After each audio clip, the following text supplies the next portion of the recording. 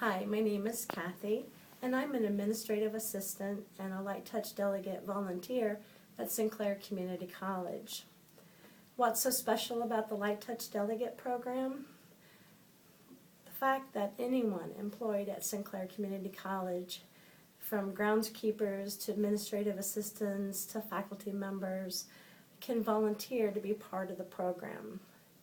The program provides us volunteers with all the information we need, from checklists of discussion topics to referral sources for important services like tutorial and counseling. And we even have our own hotline numbers for key departments like registration and financial aid. As a volunteer, I'm comfortable knowing that I don't need to have all the answers for the students. I just need to be willing to make the calls to get the answers for the students and follow up with them. For me, the best part of being a volunteer with the Light Touch Delegate program is having the opportunity to make a difference for the students. When I think back to all the calls that I've made over the last couple of years, two students really come to mind. The first student I called. It was pretty routine, the first call, which is made the week prior to school starting. We covered all the important topics as far as, did you buy your books and transportation? And he had a lot of questions, but when we were finished talking, he was very comfortable and excited about starting with Sinclair.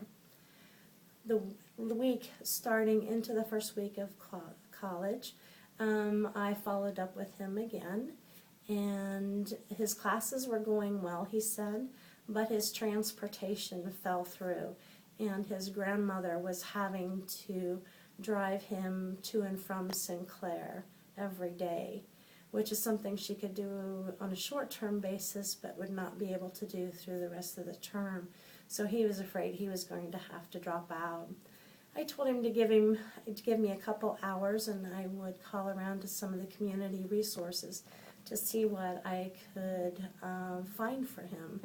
And luckily, I was able to find a shuttle service that went from his county to Sinclair 3 times a day. It would come early in the morning, in the afternoon, and would leave around 6 in the evening. Unfortunately, when I looked at his schedule, his last class ended after the last shuttle bus left for the day. I called the student and explained what I was able to find, but that I needed to do some more calling to see if we could change his last class of the day to another section that met earlier and would end in time for him to make the last shuttle bus back to his county.